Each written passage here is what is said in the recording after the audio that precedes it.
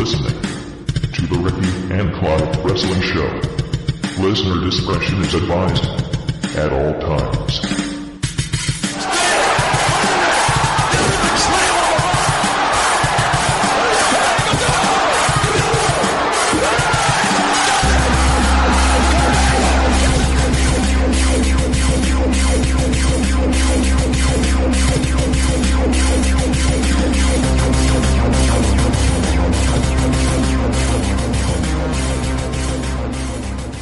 Hello and thank you once again for downloading and listening to another episode of the Ricky and Clive Wrestling Show. My name's Clive, and who am I on the line with tonight? It's Ricky. Hi Ricky, how are you this evening? I'm alright, yourself? I'm good, thanks. Another wee early-ish recording for us, but I'm going to get the apologies in early doors for any potential technical difficulties. We've had quite the weather in Scotland today. Snow has covered the whole of the UK and traffic's at a standstill. People have been told to go home. It's actually the storm is called Beast from the East, and I thought that was quite a nice wee thing to bring up on a wrestling show, considering we had the WWE Network special in Japan a few years ago. You're also expecting Bam Bam Bigelow to make an appearance at some point, but... Is that what it's going to be called tomorrow? Storm Bam Bam Bigelow. And it's a code red alert as well, so you've got that crazy sunset flippy powerbomby thing on the go. Yeah, basically, I mean, don't want to bore you all with details, but the moment we get like an inch of snow, the entire country comes to a fucking standstill. Not necessarily Scotland. No, not us up here. But this is bad today. It is. I think it's the worst it's been since. Remember, was it back in 2010? We had that snow that just seemed to linger for like a month. Aye, there was a couple of nights where there were cars backed up on the motorways for a couple of days or something like that. Yep, but that's enough for the weather report, ladies and gentlemen. Moving on to the prediction results league that we have going from Elimination Chamber on Sunday.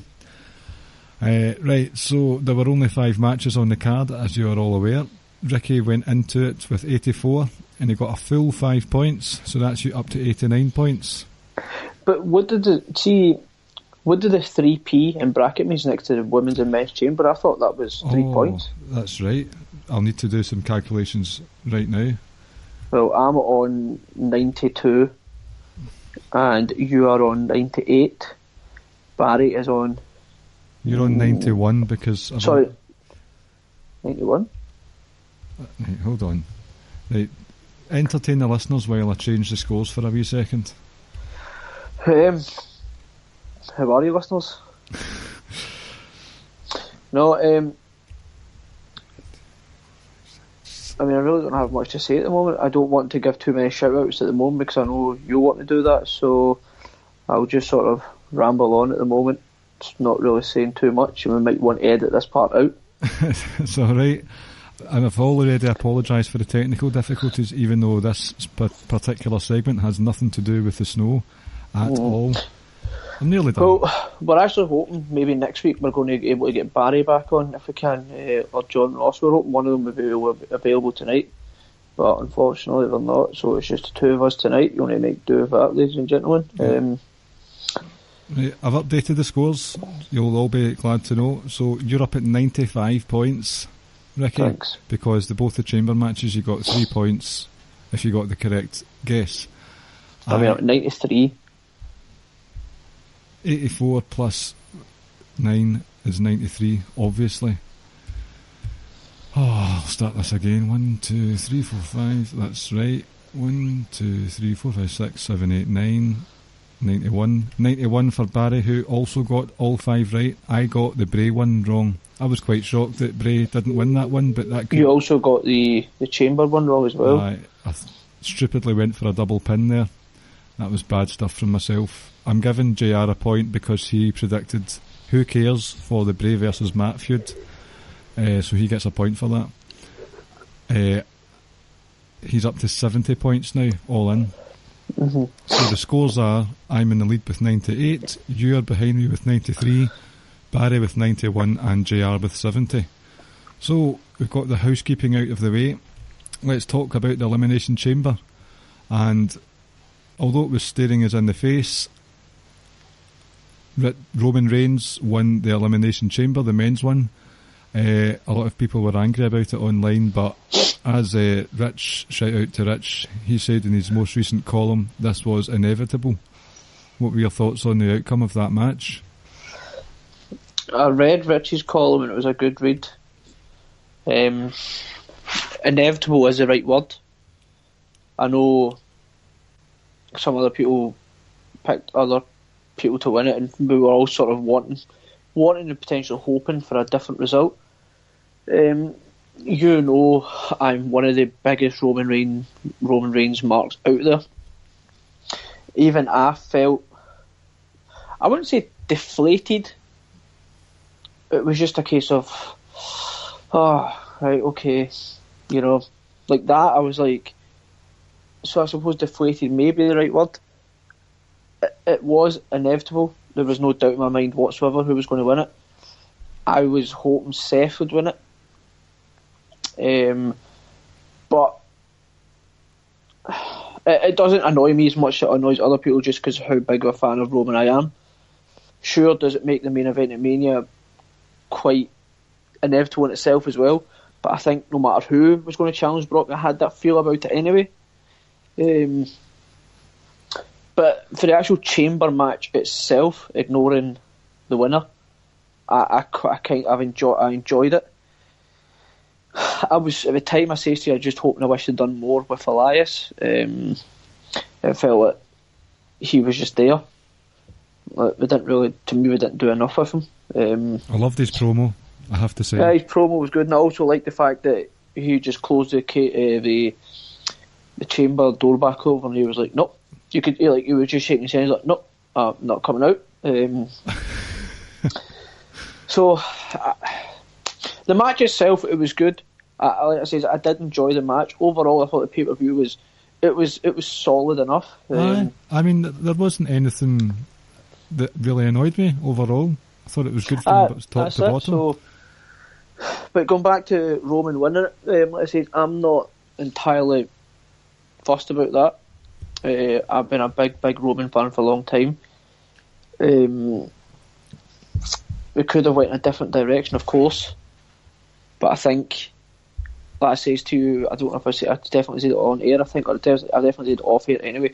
Vince was basically forced to change his mind when it came to Daniel Bryan, and I just felt that now he's not going to be, he wouldn't have changed his mind. He wanted this, and this is what he wanted for the last year, it's been reported, and he's sticking to his guns.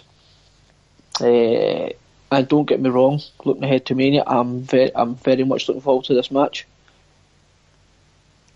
The match itself is good. The one that they had at 31 was really good, and obviously it was topped off well with Seth coming down with the briefcase. And I wasn't, at the time of watching it, I wasn't annoyed because I just knew, I mean, Meltzer had reported it probably a year ago today or something like that. Roundabouts this time he reported that it was going to be Roman versus Brock at Mania next year. We're talking about now. So I wasn't like raging or anything like that. I wasn't angry, but I'm just annoyed that he didn't have any momentum going into the match at all. And I know Rich is talking about he's not been plugged to be fighting Brock on TV, but the other, I mean, Braun, Finn and Seth have all had ridiculous momentum heading in to the chamber match. Seth and Braun especially. And they've just sort of taken a back seat now just so they can have the Roman versus Brock programme. I just think that Roman's, he's at the very most the fourth best babyface on Raw at the moment, behind those three guys that I'd mentioned before. I think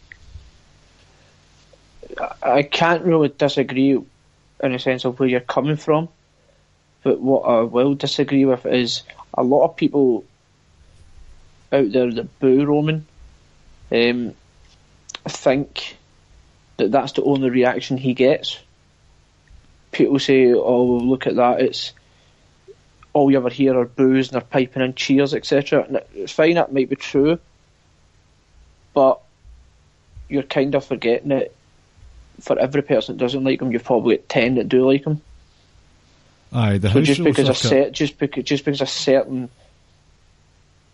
certain group of fans don't like him doesn't mean everyone doesn't like him, and doesn't mean he's not over. Like, I would have went in a different direction if I'm honest, but I hate that whole Roman, just a heat magnet, Roman's not over, etc. And it's like, right, well, he may not be over by a certain demographic of the fan base, but there's a big, massive proportion of the fans that do love him. Just because you hear boos doesn't necessarily mean that's coming from everyone in the arena. It may feel like it. Sometimes people with a negative outlook in life, or people who spout negativity, just say it louder than people who are positive. Mm-hmm. So it doesn't bother me that Roman's going to win a title at the expense of some other guys, because I think Seth may head to Smackdown, but I think also Finn or Seth are going to win the IC title, which is going to, I think it'll be Finn, and then we ultimately might get Seth versus Roman, and then we're going to get Seth versus Dean hopefully at some point as well. And then when Samoa Joe comes back, we may get Roman and Samoa Joe. So there's plenty of feuds there that I'm really looking forward to with Roman. I understand where people are coming from, etc. But the reality is Roman isn't as hated or isn't as booed as much as people like to make out. No, I mean I'm happy that, for all intents and purposes, that Roman is going to win at Mania. Because for as well as the reasons that you've mentioned there, that you've got these feuds coming up, you're getting the belt off of Brock Lesnar, and it's long overdue. I'm fed up. I'm done with him. Fed up with the part-timer, and I know this is a promo that Roman went on to talk about. Hides behind his contract and he only turns up when the money's right and the place is right, and that is true, because I'm sick of him coming in when he wants and basically squashing the competitor that's against him and then disappearing for a couple of months again at a time. We need someone who's going to have that title round his waist every week on Raw, every single episode, defending the title at every single pay-per-view. Not every single pay-per-view, but most of them. So it's time to basically bring the belt home, as far as I'm concerned. And I think when Roman said that it doesn't matter which city, it doesn't matter with the arena, it doesn't matter if it's the size of the crowd, I'll be there because I said I'll be there. That was what he more or less said, and it was like, that's awesome, perfect. Like, we need to have a champion on Raw every week. We need a full-time champ. The part-time champ, when I initially got it, was awesome because it was good. Like, no, you can't deny that, because he destroyed Cena in like that 15-minute match or whatever it was, and then it just sort of built from there. But I really didn't need to see it the second time around. I suppose Vince's idea would have been to give it to Brock to build him up again for Roman to beat him, etc., in order to hopefully make Roman the number one babyface, or the guy, or however you want to say it. But it's about time now, because it's been a year now, obviously a year and a few weeks' time that he's won the title, and you could probably count on one hand how many times the title's been defended. And to be honest, I think you can. Samoa Joe, the Fatal 4-Way, Braun, and then the Triple Threat. And that's it. That's 4 times in the calendar year. It's just not. It's not enough. I expect the title to be defended at least, I would say, every single pay-per-view bar Survivor Series, really. Aye, or if there's some other sort of gimmicked pay-per-view. I don't think there is. I think Survivor Series is probably the only one. I mean, even if there wasn't room for it at the Royal Rumble, that's fine, but you're right, it's got to be there more often than not.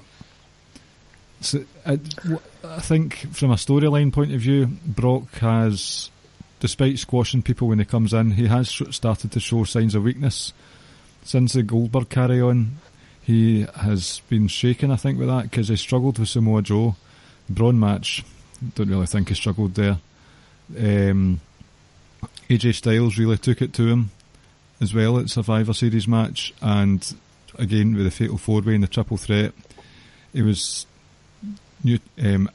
what's the word I'm looking for? Equalised relatively convincingly throughout. So there are signs of weakness that are shown. So I think him sort of showing weakness, coupled with his sort of businessman attitude rather than a wrestling bloodline attitude, I think what they're doing with this promo, there are rumours that Brock did actually no-show for real, which was a shoot. I'm not sure if the whole thing was all staged, even with him going to Vegas. From what I read, reports where the script had to be wrote again later on that afternoon because Brock wasn't going to turn up. Now, this might be like kayfabe or whatever, that they might have just put that out and told Brock, like, don't bother coming, we're going to go this angle tonight.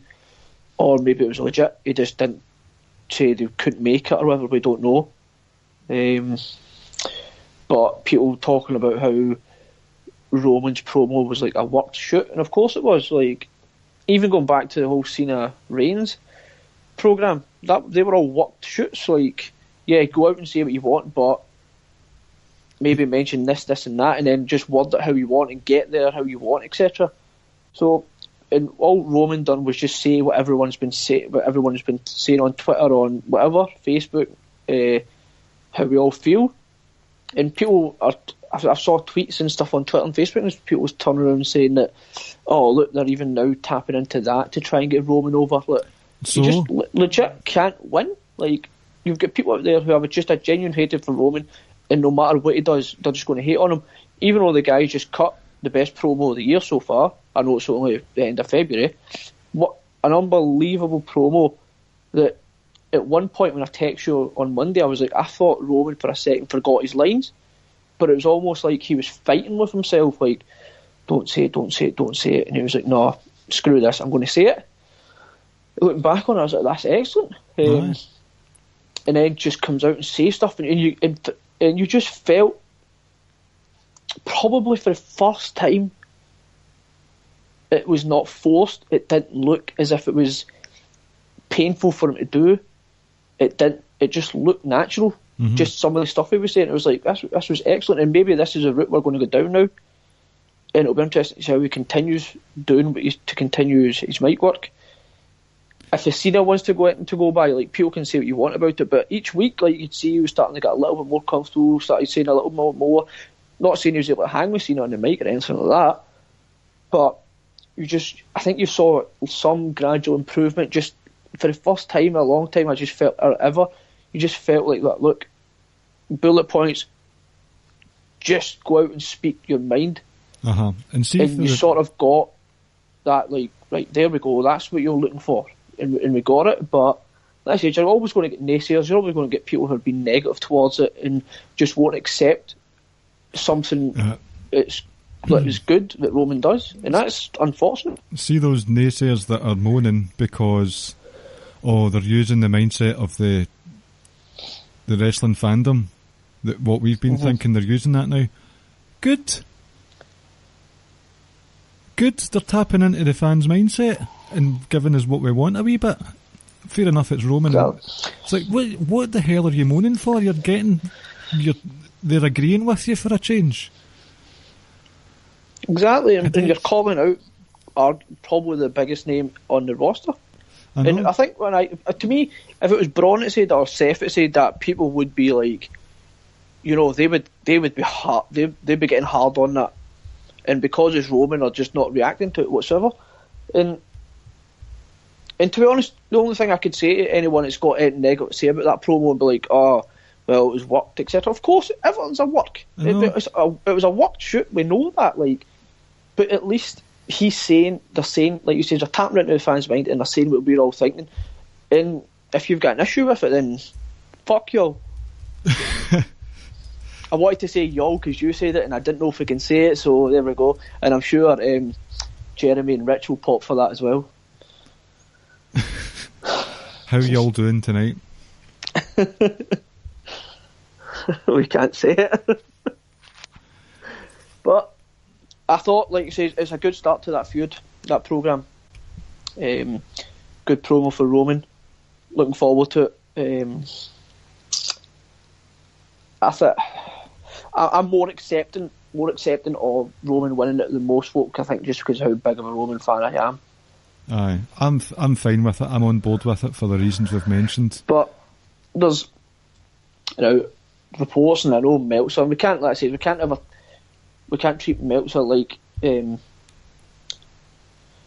let's say gospel, whatever he says. We can't believe everything he says because he's obviously been wrong in the past. But he made reference to the fact that they're still unsure about Roman's status because of this whole steroid scandal that's happening, and that's why we don't know what's happening with Braun, and that's why they're holding off any sort of plans with Braun, because initially we thought it was going to be the IC title picture, but that doesn't look like it's happening. So right now what Meltzer was saying was they're holding off on Braun because they might need to add Braun to the title mix if the Roman thing gets worse.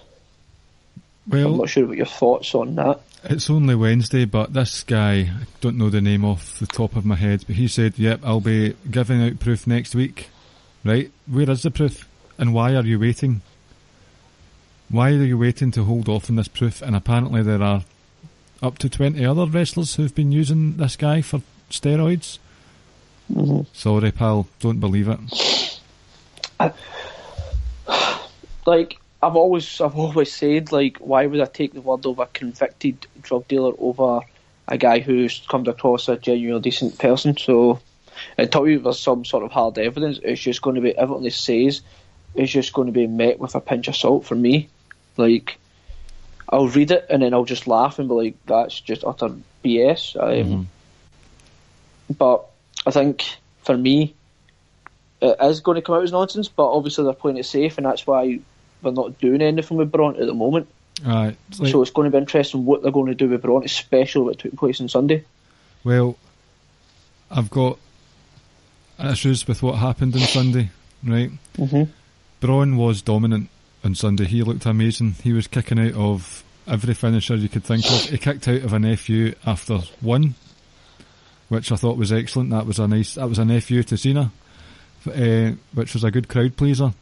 But they've now got this obsession with making Braun look strong regardless of the situation he's in, and for me it doesn't make him look strong at all, because it makes him look dumb, it makes him look stupid, and they've done it time and time again. So what was it that happened at the chamber there? So Finn goes for the coup de grace on someone, I can't remember exactly who, and he goes for the pin, right? All Braun had to do was wait for Finn to pin the person that he'd just coup de graced, and then pick Finn up, do his power slam, and pin Finn, and that's 2 out in one go. But no, he had to pick Finn up before he was doing the pin. At the Royal Rumble, he power slammed again. I can't remember if it was Brock or Kane, but one of the other people was out the ring. Braun power slammed him and did the power slam again instead of going for the pin. It's like, right, again, I know the Survivor Series, it wasn't much of a him looking daft with the whole thing with Triple H at the end of it, but he was on the losing side in terms of sort of morals and stuff. And then it's at SummerSlam. No, it wasn't SummerSlam, it was No Mercy with him and Brock. Right, you can argue that he didn't exactly look weak, but Braun's going into a match where he's got one objective, and that's just to crush, whereas Brock's got an MMA background and knows the Kimura lock and stuff like that. He should have known that. And also, Fastlane last year, he was stupid enough to jump up to the top rope and try a body splash off the top rope to Roman. That's not making him look strong at all. That's making him look like an idiot, a moron. And I'm getting a wee bit fed up with their obsession with having wrestlers look strong in defeat. Nia Jax as well at the weekend. Fair play. I've been very hot and cold with Nia Jax in her whole NXT and main roster career so far. and she did look good. She looked strong during the match. They didn't need her to wipe out Asuka afterwards. It's just, I think that's why there's all this. Nobody can rise to the top and grab the brass ring because they're all booked equally. So if someone loses, right, that's fine. We'll just have them kill someone after the match so they still look strong. Do they need to do that, really? What do you think? Like, so Roman just ignores the fact that Braun gave him like the power slam after the match, but from a storyline aspect, Roman just completely ignored that. I don't really have an issue. I saw people talking about how it took just one spear or whatever, it was a spear, and all of a sudden Braun, that's Braun beat. I didn't have an issue with that because the guy literally took everybody's finisher.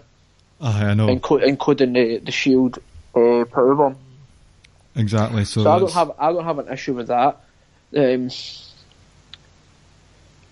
I wouldn't have had an issue if Braun put out all the other guys and it came down to him and Roman, and then he eliminated Roman as well.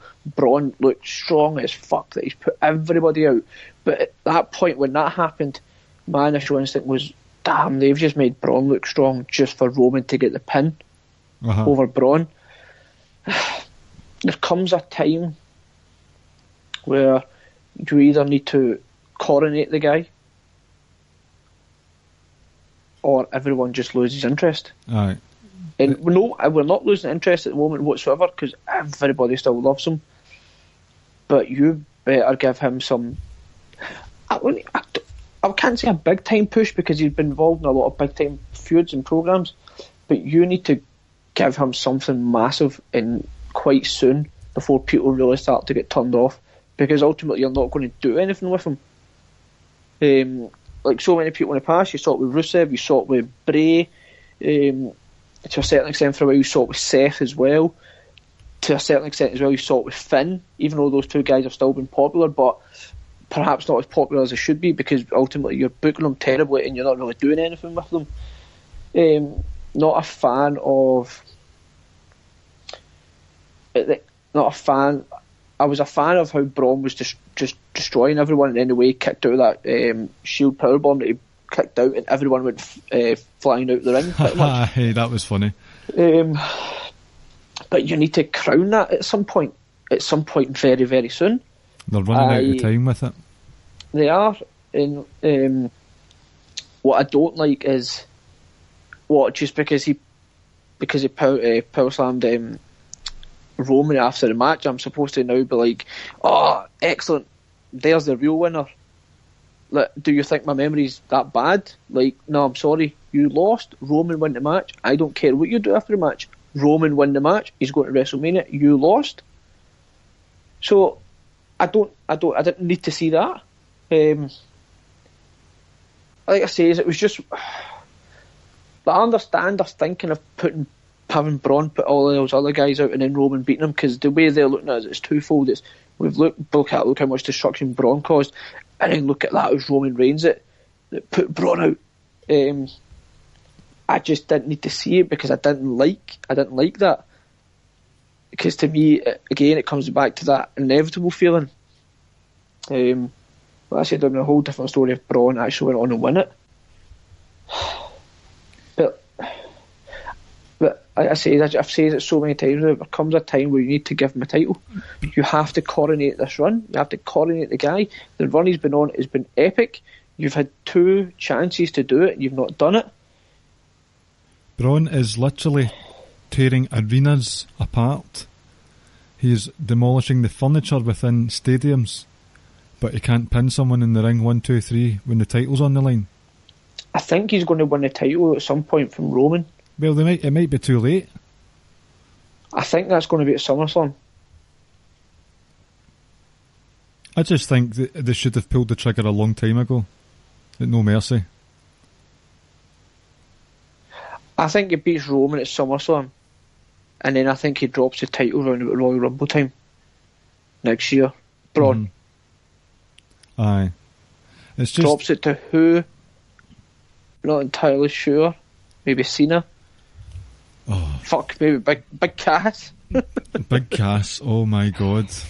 Um, There is nothing for Big Cass. Nothing there on that roster. On either roster. I know. But it's just another missed opportunity. Another missed opportunity with that guy. I mean, you never know, he might get added to the triple threat match.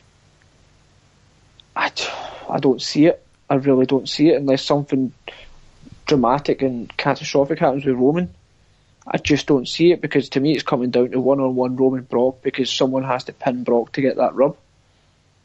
Aye. In the triple threat, it has to be Brock that gets pinned. You cannot let Brock leave without getting pinned. Someone has to get that rub. I'm just annoyed with how they're going to miss out on Braun big time if they don't do it soon.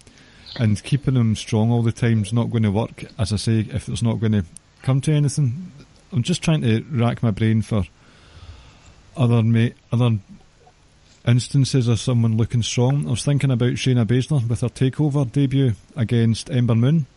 Mm-hmm. And okay, she attacked Ember Moon after the match, but I thought Shayna Baszler looked really strong because she was basically ripping Ember Moon's arm out of the socket the whole match, and Ember got a cheeky, very tight roll-up to secure the victory, and I thought that was a really good finish because Ember Moon escaped the clutches of death, like of amputation basically, but Shayna still, she was just beaten at the last post and she still looked strong, but then they still had to go after the match and do the whole I'm not finished with you yet. It's just, I don't think it's working, and maybe I'm just nitpicking, but Braun especially, they keep making him look strong and I just don't think it's going to work. Like the Shayna Baszler thing, I think what you can maybe compare that to, right, would be, for instance, the Fatal 4-Way at SummerSlam. You weren't going to put the title on Braun there. It was more so, can you continue hanging? Can you continue staying over? How are you going to? How's the face-off with Brock going to be received, etc. And then in the time after that is the opportunity to do it. Maybe not straight away, but you just sort of want to get a reaction and see how he's received, etc. And then immediately after that, you do it. And to me, he should have beat Brock. Whatever pay-per-view that was at, I can't remember. It was the same one with Roman and Cena. I can't remember. Was it? No Mercy. Was it No Mercy? I was going to say Judgment Day for a second there. So, like it says, the ship hasn't sailed as yet. It is sailing though. But the sails are up. Oh, definitely, because I've said it before. He obviously has that one specific way of the way he wrestles his matches. Obviously, because of the size of him, etc. People may start losing interest in that. And in order to continue his progress, in order to keep the fans invested, I think you need to give him a big time win in a feud and a title. Yeah. Whether that's going to be the Universal or the IC, obviously you can't give everyone or them all, but you need to do something with him. And I think no matter what they do here at Mania, I think post Mania they have to now position him towards SummerSlam, because I can see Roman holding it that long. I think you need to now position Braun and start to move him, even if it's possible to move him further up the ladder, but start to position him to be facing Roman at SummerSlam, so you then have him involved in several big time feuds, ultimately leading to the showdown with Roman. See, I thought a couple of weeks ago, I thought they were going to go with Braun and Ronda Rousey versus McMahon Helmsley era, but after what we've seen on Sunday at the Chamber and Monday night as well, it's beginning to look a lot like Kurt Angle will be teaming with Ronda Rousey. And quick point sort of related to that then, what was the point of the Survivor Series finish then? Like, where's the closure on that? Like, he attacked Triple H next night on Raw, came down, confronted him again, nothing happened. Like, after this, we all thought it could ultimately lead to that, but obviously now they're going with probably going with Kurt. Who attacked Braun? But I came down the next night and you had that confrontation again on Raw. Never attacked him or anything, but Braun will be the referee in that match. But like I say, if they don't put him in a title picture, where's he going? In the fatal 4-way for IC title for him to lose it again? For them to then start power slamming everyone after the match and raise his arms and we forget who wins the match. But aye. It's a big, I think it's a really, really big few months for him. It is. He was having a big few months this time last year, and then it all went shit when he was in the Andre Memorial. I know, but then when that's true, actually. That sickens me, actually. Anyway, how did you feel that the Ronda versus Authority angle went, both on Sunday and Monday night?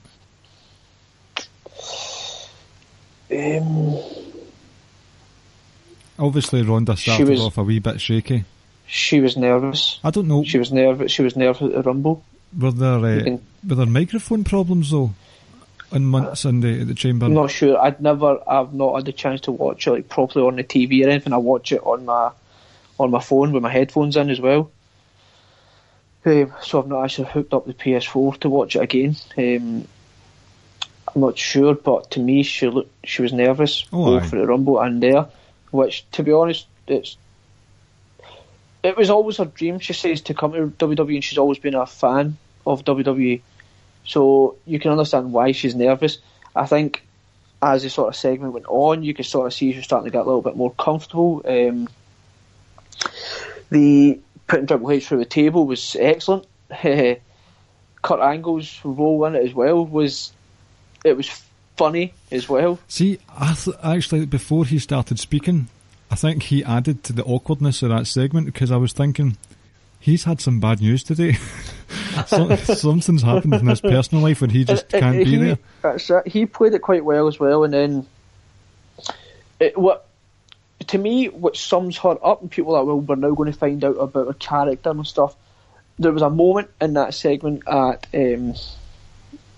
Elimination Chamber where Stephanie slapped her, and then Ronda moved her hair out the way, and she just had that scowl on her face. That was her face that she always had when she was having face-offs and MMA and stuff like that. Yes. And it's right, that's the Ronda I want to see. That's your character right there. Not the one who's pointing at signs. No, just portray her as a badass that she was in MMA, and just translate that over to WWE. See how she goes for the next few months in terms of mic work. If you don't really see it getting better, I would then maybe try and put her with Paul Heyman and replicate that whole Heyman-Lesnar thing with Heyman and Ronda Rousey. The segment on Monday pretty much just confirms what we're going to get at Mania. Triple H getting a cheap shot on Kurt. So I am excited. I'm excited to see her, because I sent that clip on Twitter and I retweeted it and I sent it in our group. And people say that that's a few years old, that clip. And if that's a few years old and she was doing that, I'm really interested to see what she's going to be like now. I think I saw people having negative remarks again on Twitter about why would you bring her into this feud that no one cares about. And that is an interesting point, but it's not a valid point. It's not a good point. It's what else would you have her come in and do immediately? So for me, the whole Authority angle, I understand that you says it's the 5th or 6th straight year or whatever we've had some sort of angle like that. And I also tweeted in the same thread that it's an angle that just about anyone with a job can somewhat relate to. I know they can relate to that angle. It's easy to pull some people into it, and I think as much as you want to say about it, people hate Stephanie. Whether they hate her for her character, whether they hate her because she wants to steal the limelight, whatever, people just don't like her. And for the first time, and Carl from SME's podcast tweeted out, for the first time, I can't remember since when. Since probably Seth last year when she got put through the table, or even when Vicky Guerrero put her in the mud bath. She's going to get her comeuppance. And she is, and that's, I suppose, that's what you sort of look forward to. other than that, like, you can't have Ronda getting straight into a one-on-one feud in a high-profile match. At least in this tag match, you can somewhat hide her. But the problem is, one person in that match we know can wrestle. Triple H just can still put on good matches. And two people in that match, one person we know can't wrestle. One person in that match we don't know if they can wrestle in Ronda. And one person in that match looks like one more bump could kill him. So I'm not entirely sure what we're going to get. Especially if he's got double pneumonia. I didn't know you could get pneumonia twice over. What kind of employer allows their employee to come in with double pneumonia and work? What a random ailment to have, double pneumonia. But for me, it's a cheap, easy storyline that people can relate to. And to me, like, what other storyline would you have her come into? You're not going to have her come in and challenge Nia Jax or Charlotte or Asuka or Alexa Bliss or Sasha Bayley or whatever. This way you can ease her in, but you're still getting a big time spotlight on her, and you can somewhat hide her in a tag match and let her improve. Because the last thing you want to be doing is bringing her in, putting her in with Charlotte or Asuka or someone, and ultimately just sort of exposing her. See, the risk they run though is, as I've said, this is going to be the fifth year in a row. You had, let me think, Daniel Bryan, Sting, so I suppose in a way, Roman Reigns and Seth Rollins. Now, personal opinion, only two of them were a standout success because Sting lost and Roman Reigns won when not many people wanted him to win. That's 50% success rate, right? So I know, but I enjoyed that Roman match though. I know it gets a lot of stick. I'm not sure why. I quite enjoyed the match on the night. It was just the crowd chat all over it. Self-entitled bastards though. Self-entitled piece of crap. Roman sold his a wrist injury like a champ that night, so he did. Watch it back, guys. Really good. But arguably 50% success rate. Is it going to work with Ronda? Is it just as you say, a cheap and easy way to get people rooting for Ronda, and so they can sort of look past her flaws? I think maybe, but I also think it's just more so there will be a bit more spotlight on her in that match than there will be if she was in another one-on-one match, just purely because of who's in the match. So I don't expect the match itself to be anything great. It's going to be all about showcasing Ronda. Shenanigans. I don't know if shenanigans. I can see a scenario where it's vastly most of the time it's going to be Triple H and cut, and then ultimately I think the finish will be that Ronda makes Stephanie tap. And like I say, at least in that storyline you finally get someone in Stephanie who gets a comeuppance. You expose Ronda, like, in a good way, to the wide, in a good way. You bring more eyes on the product in WrestleMania. So I suppose the only argument someone could have, other than what storyline would you bring her into, is have they brought her in at the right time.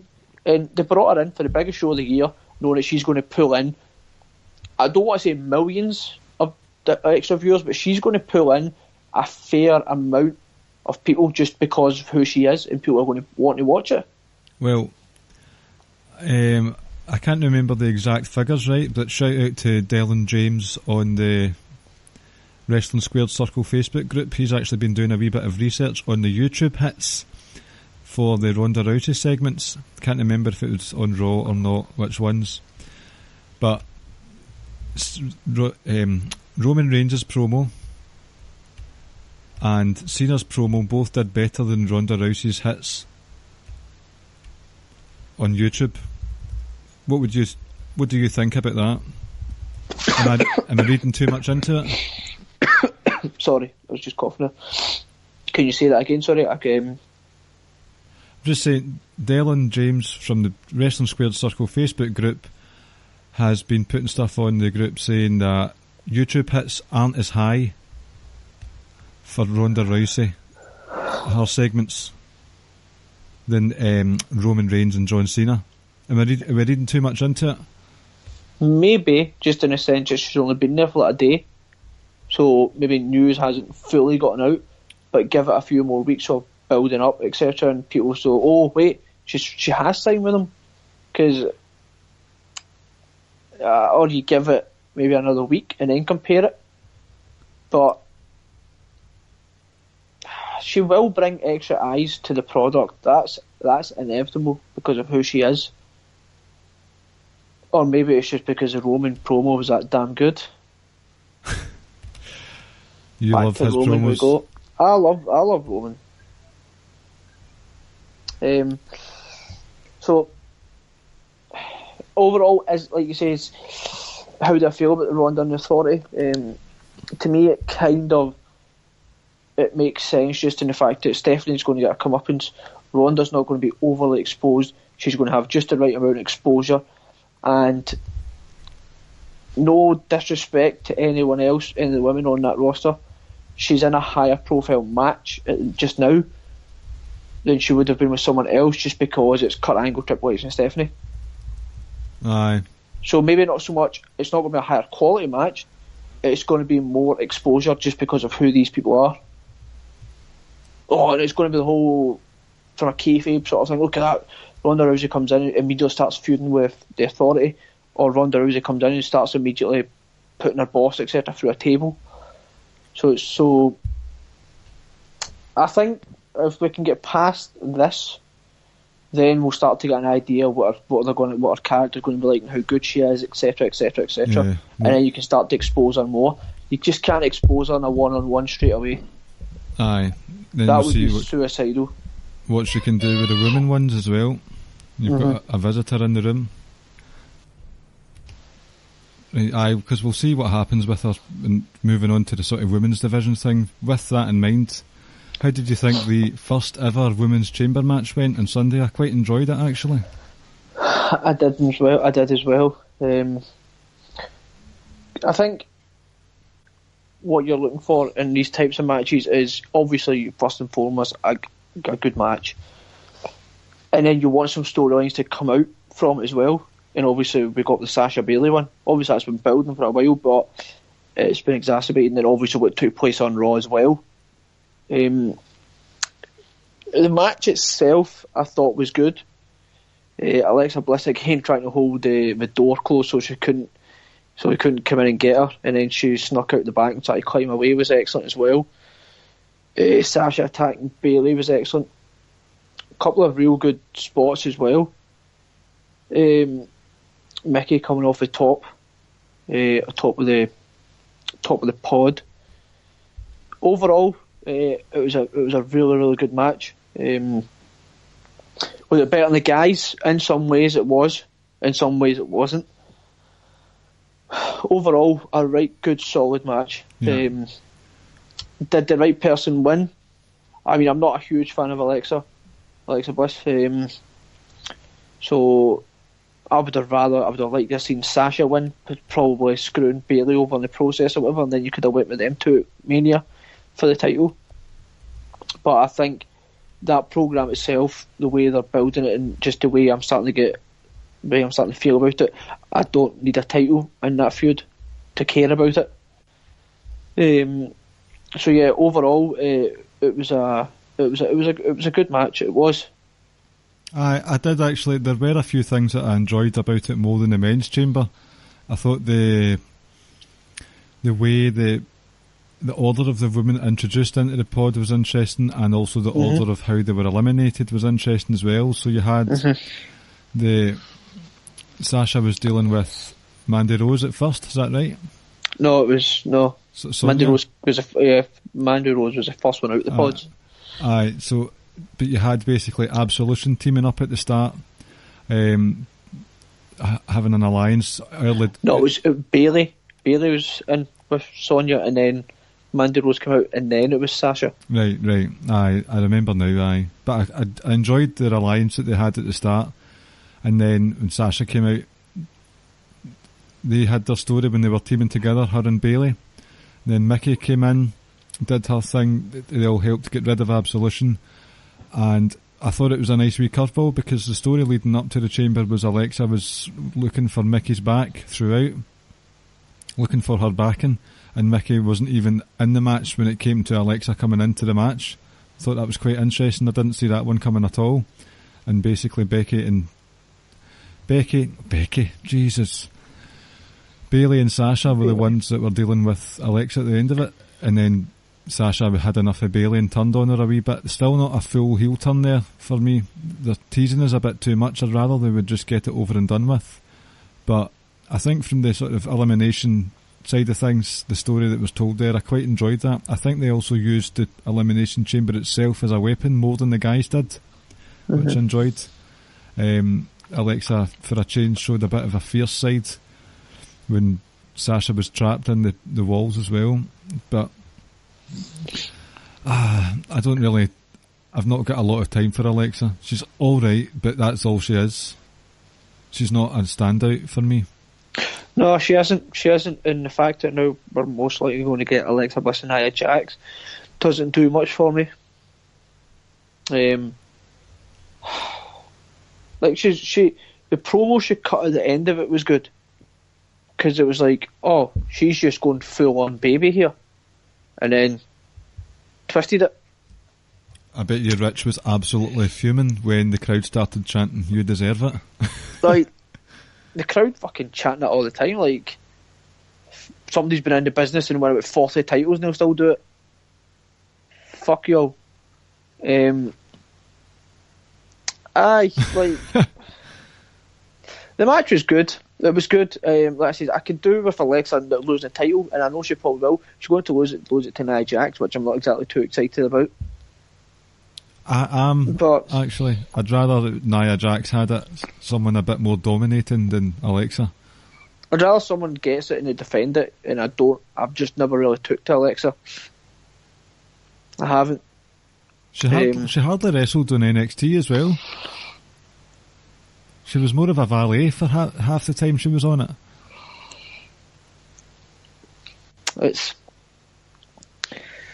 I just take the title off her now. I get it off. She's had it for a long time. She's been in the title pictures like on both SmackDown and Raw for 18 odd months or so straight. That's ridiculous. Like, straight. If she wasn't a champ, she was chasing it. And then when they were doing all that flip-flop with her and Sasha, 1 week someone would have a title, and the other week someone else would win it. But I said I would have rather someone else win the title there at Chamber, but I'm just also glad at least you've left the Chamber and you've got two potential matches. We know one of them is going to be really good in Sasha and Bayley. And we'll just see if they actually do go Alexa Bliss and Nia Jax, and then the next, Asuka's not actually made her decision yet either. See, they seem to have just papered over that. They seem to have not mentioned it at all. And I'm not sure I'm happy with that. They need to do something about it very soon. Unless they're waiting for after Fastlane. Aye, maybe Charlotte comes out. But what I don't get is that obviously she had the thing on Monday with Alexa. Mm-hmm. So how are you then going to transition from that over to her challenging for Charlotte without having Alexa turn around, look at that, you ran away scared? I don't think Asuka cares if anyone believes that she's I know, scared. but I wish you'd addressed it by now. Or maybe, who knows, maybe it is going to be Alexa Bliss and Asuka. That'll be a squash match, hopefully, then. You would like to think so, and then eventually you might get Asuka and Sasha Banks, or Asuka and Bayley. I personally, the way I would probably book it would be that Ronda Rousey is the one that breaks the streak, depending on how she's doing. Well, wait a while, wait a few months for that, surely, please. No, I would have a long reign for Asuka though. Right. But I think it might be Sasha breaks the streak, and I'll be happy with that as well. I really like her, along with Charlotte, without a doubt, the two best wrestlers in that company. What if Charlotte wins at Fastlane and Asuka comes down during Fastlane after the match and says, right, I'm coming for you. I said for a long time. I said even before. Remember before Bayley beat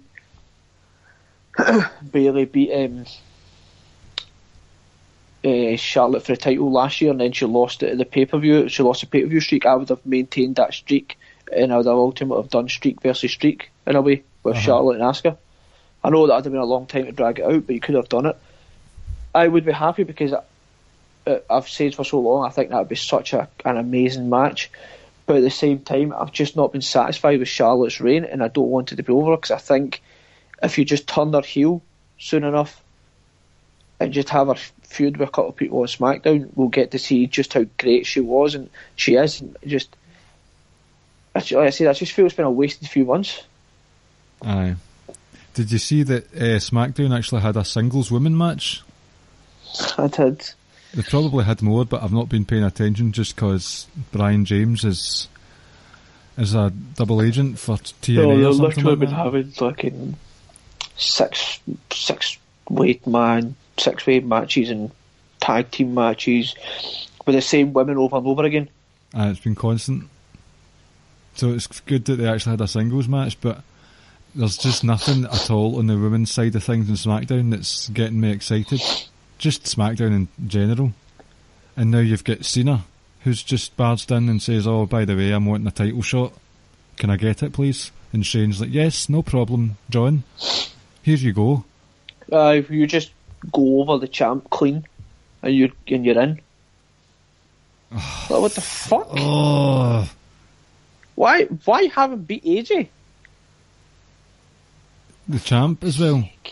AJ loses clean all the time in SmackDown, though. I know. It's just...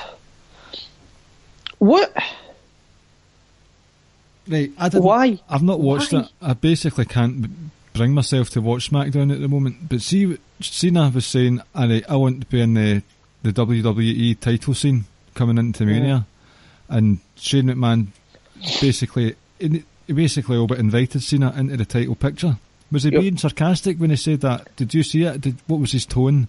Was he being genuine, or was he just having a laugh? No, because then Daniel Bryan came down and he was like, you're going to get in a title picture, but you need to beat someone to get into it. So, it's just fucking nonsense. Why on earth is he in the match? For what reason would he be in the match? It's really bad. I really don't like it. I don't see him winning Imagine this. he wins it. Shut up, Jesus. Well, Cena Nakamura is a big time match, but I don't want to see that. Well, there was rumours circulating before SmackDown that it was going to be Cena versus Nakamura at Fastlane. Can you imagine the uproar if Cena won that match? What has he done to want the title shot? He's walked about paranoid, looking lost like a dementia patient, saying, oh, I'm going to, for the first time, he said at the Gauntlet match, the after elimination promo from the Gauntlet, this is my first time in 15 years that I don't have a road to WrestleMania. Sorry, pal, but you were injured a couple of years ago. So, first of all, get your facts right. Second of all, you need to... Fuck off. Right, he cuts good promos, but I'm done with him. Get him off my screen. His in-ring work has been really, really strange recently as well. I told you, I think Barry called it out a few weeks ago. There's something wrong with him just now. the promo he cut on Raw as well. They pack a punch, right? Fair enough. It was good. See, when he turned round, I watched it. I was watching it. And then when he said, I challenge Undertaker, like, everybody erupted. And you're like, where are they going with this? Because now there's rumours out there. Now apparently he's going to have a match with Rey Mysterio at WrestleMania. And that just seemed random as hell. I know. What is this, 2002 all over again? And it's like, maybe, right, fine. If that is the case, then they're just clearly trolling. They're just trying to wind people up with the whole Undertaker thing. But that got a serious pop when he said that. Mm-hmm. And it just, like I say, it just goes back to the whole question: do people want to see it or not? But why is he in the title picture at SmackDown? Because it's a land of opportunity, brother. Oh, right, is it? Okay. I don't understand it. I feel sorry for some of the people on that roster, you know that? Help me to understand it, please. No, not me. You won't get any help from me defending Cena's actions at the moment. He has descended into paranoia and a bit of madness. I don't understand it. It's like, I didn't win the title, I didn't win the Chamber at Raw, so I'm just going to go over to SmackDown now because I'm a quote-unquote free agent, and I'm just going to now be in the title picture there. I just don't get it. He's not going to win the match, but so why the fuck is he in it? I don't understand, people might say, well, it's John Cena, he enhances any title match, right, that's fine, whatever. But why the fuck is he in the match? From a storyline point of view, how on earth can someone just come and say, I want to be in that title match? Oh, well, there you go. It actually, yet again, devalues SmackDown, because on Raw, not just Raw, he was eliminated from the Royal Rumble, he was eliminated from the Gauntlet match early, and he was eliminated from the Chamber. So he had 3 chances. Well, I know the Gauntlet doesn't count. He had 2 straight-up chances to be in a title shot. He lost both of them, and he walks over to SmackDown and says, can I get a title shot? Yes, you can be in this #1 contendership match. And don't get me wrong, like, he has great chemistry with AJ, so anytime you watch them 2 wrestle, it's brilliant, but please help, someone needs to help us understand this from a storyline aspect, how on earth he can just get a title shot just like that. See, when he actually does retire, he's in kayfabe, he's going to be wandering about, like, asking guys, do you want to wrestle me? I'll give you money if you wrestle me. Can I bury you in a promo, please? I'll give you money. I just genuinely don't know what to make about it. I mean, just fucking put a title on Rusev. Raw is leaps and bounds ahead of SmackDown, and then they just confuse things even more. And you know, genuinely, what would help SmackDown, right? If they put Rusev in a title picture. Do you know something? You know that I'm not a big fan of Rusev, and I'm going to lose friends right now. I can't go this Rusev Day stuff. There, I said it. Right. Jesus. I know. But I would rather have him involved in this 6-pack challenge than John Cena. Look, the Rusev Day thing, it's just a case of it's just fun. It's Rusev Day. Like, just go enjoy yourself, have a good day. How? You never saw his US title run, did you? You didn't. You never saw it. Listen, that guy rolled into WrestleMania on a fucking tank, like the greatest entrance ever. Like, I just want that guy back. He's been buried ever since. He's just so good. No, that's not how WWE would let me think. They don't tell me he's so good. They tell me he's an embarrassment. SmackDown's a fucking shambles at the moment. But you know, one good thing on SmackDown? The Usos. Oh. Snap. See, when all those messages were going in the Facebook group, I actually hadn't even had an opportunity to watch SmackDown. I know it happened, so I put it on, and I tweeted it because Rich tweeted something out. Rich tweeted out like just how great they are and how much they love that tag team. He keeps saying in the Facebook group, like, put them in the Hall of Fame right now, and they've had a Hall of Fame type career, so you can put them in right now, and all they're going to do now is just add to that legacy.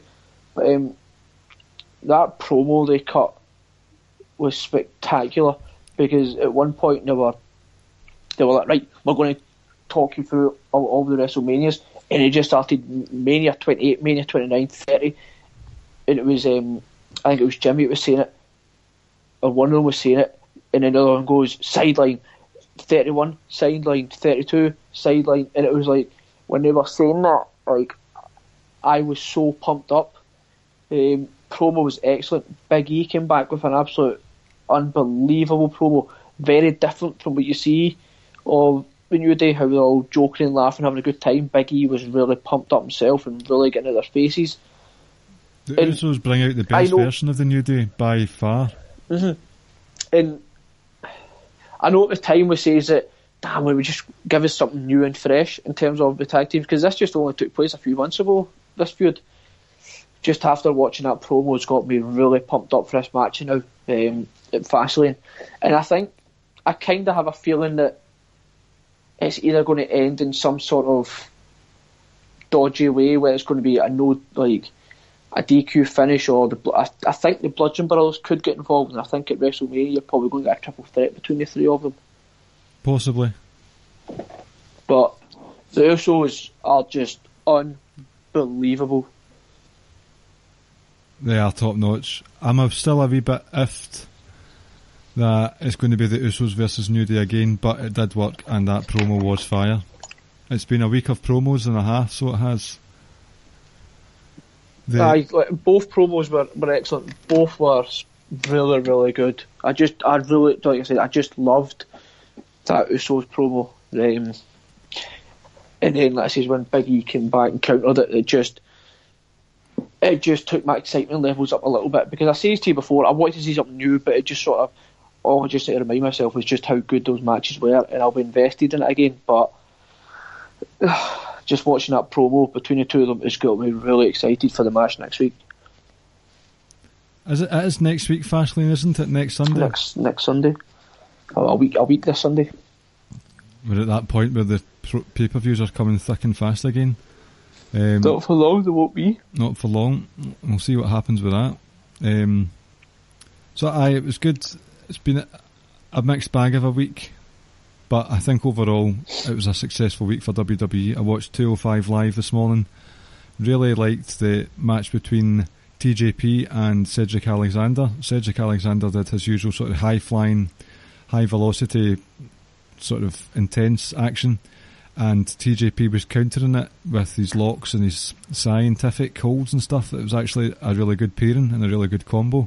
So I implore you all to watch that. And the other sort of clash of styles was between Roderick Strong and Kalisto.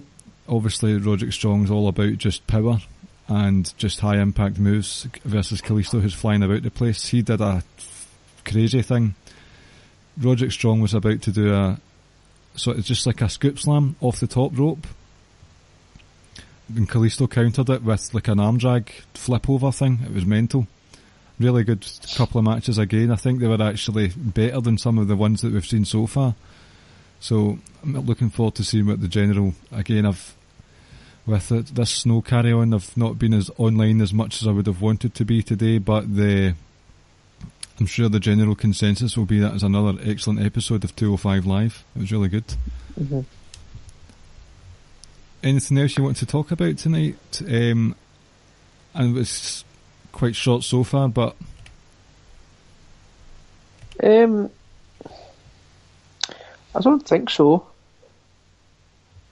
No, I think we've touched on the things we wanted to speak about. I don't think there's anything else. I'm not sure. I don't think we've missed anything out, to be honest. Oh, that's fine. We'll just get tore into the quiz then. Why not? Why not? It's fucking quiz time with Ricky and Clive and friends. A fucking WWE quiz. Right, so the quiz this week, due to basically there being quite a few decent promos, I have decided to go with a promo quiz. Okay. Right, so basically I've got 6 questions here, and it's a who said this, and it just so happens that all of them have been directed towards Cena. So it was an accident at first, but I thought, do you know what, I'll just keep it themed. So it's basically, these are the starts of promos that are quite well known, and you've got to guess who said it to John Cena. So are you ready? Yep. Number 1. You might know a few of these, so it's more of a bit of a fun than a sort of brain hurter effort. John Cena, while you lay there, hopefully as uncomfortable as you possibly can be, I want you to listen to me. Feel free to chime in whenever you're ready.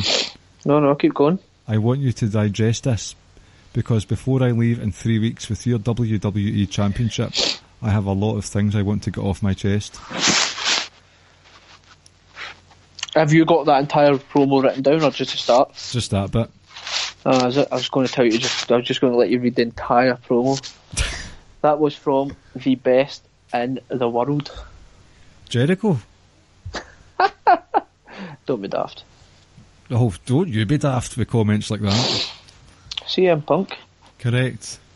The moment he returns, you will never hear a pop like that in your life. Okay. He will not return.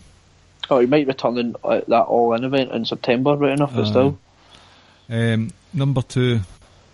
I would introduce myself, but you already know exactly who I am. Kevin Owens. Don't you? Oh, what a night that was. That was... Just him stomping on the US title. That was just magical.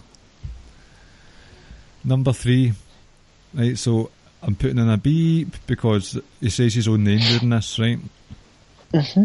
I'll be beep. You have fun being the guy who plays John Cena on TV. Sorry, say that again? I'll be beep. Mm-hmm. And you have fun being the guy who plays John Cena on TV. That sort of sounds like Miz, to be honest. Is that your final answer? No. I remember this promo so well now because you loved it. And you used to go on about how I used to always say the only person I think that can stand with Cena on the mic is Heyman. And we said Miz as well, suppose, but you mentioned this person all the time. The Lunatic Fringe. Dean Ambrose, yep. During the triple threat carry on with him and AJ and Cena. Mm-hmm. Oh, see when Dean's in the mood, which he always is, but see when he's fired up. Oh, what a guy. Number 4. There's something I want to tell you. I want to tell the boys and the girls in the back, and all of y'all. See, I said y'all. I respect everybody that loves this business because I know how difficult it is. Skip a few sentences. I figured if y'all forget me, you'd at least remember this quote. That's a big one there at the end. If you all forgot me, you will at least remember this quote. At first I thought it was going to be Roman, but... I actually watched this recently, and I watched it tonight, and I was sitting here with goosebumps at just how immense it was. It was promo of this guy's career.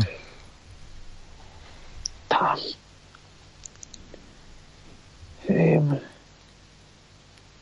Anything at all? Any guesses? You'll kick yourself, I think. I will, because it sounds very, very familiar, and I just...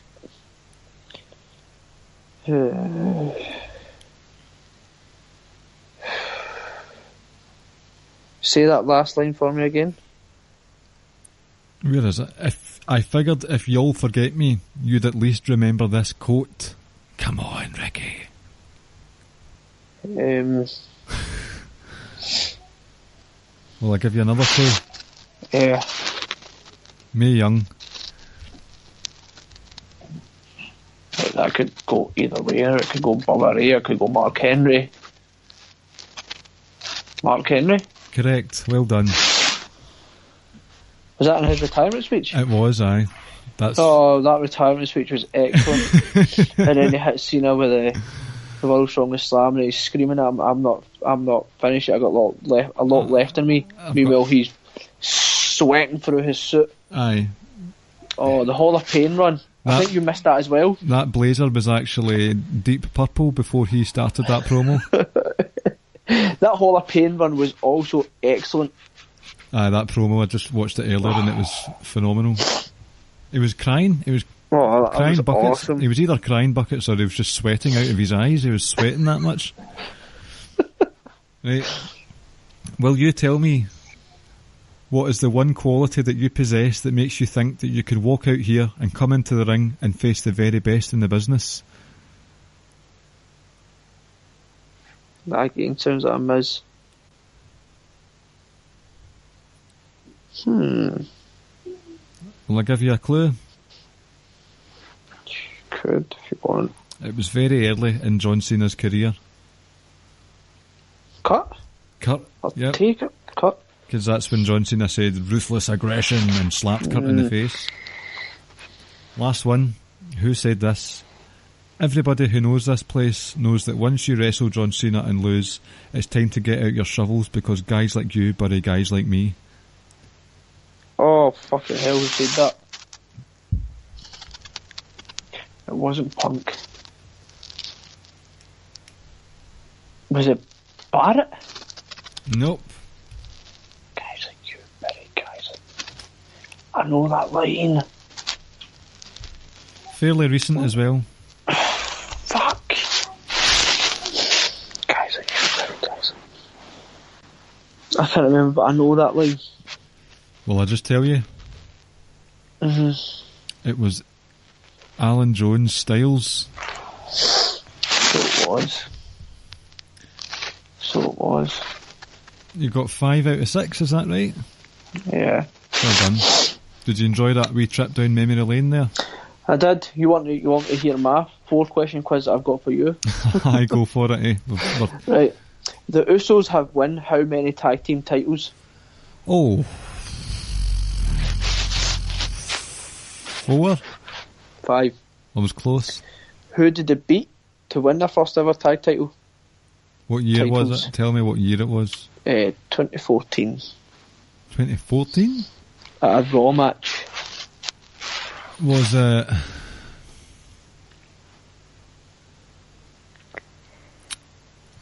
Two possibilities. Was it the Shield? Who's the other possibility? The guy who's single-handedly killing SmackDown week by week. What's your pick? I'm going to go for Brian James and Billy Gunn. Correct. Was it fantastic? Because I think they lost to the Shield like twice or something before that. How many titles has Roman won on the main roster? Oh, Jesus. Right, okay. I'm going to count out loud, okay? Okay. Right, so US title once. US title once. World title 3 times. Tag titles once. And Intercontinental title once. So I didn't actually count my fingers there when I was naming them. And based on the beginning of this podcast, numbers is not your strong point at the moment. No. Or counting. 1, 2, 3, 4, 5, 6. Correct. Thanks. How many titles has Vince won? 2.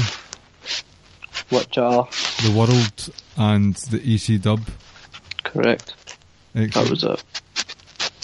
That was my quiz for you. That I was only 4 questions into it. That's alright. It fleshed out the show a wee bit. That extra couple of minutes. That extra minute and a half or something. But we have come to a natural end to the show. It's plug time. Well, do you want a shot or will I do it? Well, you do it. That's fine. That's your baby. You can practice for next week then, right? You can practice in front of the mirror. Did you get anything to say to that at all? No? No, I'm just waiting for you to do your plugs.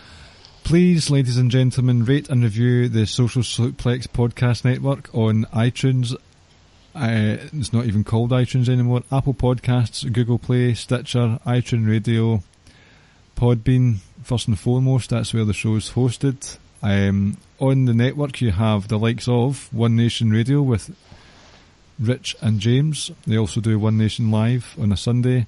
You have Keeping It Strong Style with Josh and Jeremy, the New Japan show, and the SMC Wrestling Podcast with Rance, Caleb and Carl. You can find all the information of their Twitter accounts on the show notes. Please go to the Wrestling Squared Circle Facebook group for the talking social aspect of it all. Lots of good banter in there. And also head over to socialsuplex.com where you can, first of all, read lots of columns from lots of different people and also subscribe to columns and email podcasts, the thing that I'm doing just now. Have I missed anything, Ricky? Can you tell me? No, I don't think so. Well, I hope I haven't. I'm getting better at it, I think, the whole plug-in thing. Yep. Just a shout out to Barry and John Ross. Hopefully get them back on soon, and a shout out to everyone on the Social Suplex Network. And folks, he's not going to do it himself, so I'm going to do it for him. Please continue reading and enjoying my colleagues and friend, actually, Clive's columns. Rich Latta puts up several good columns as well, so I advise you to read those as well.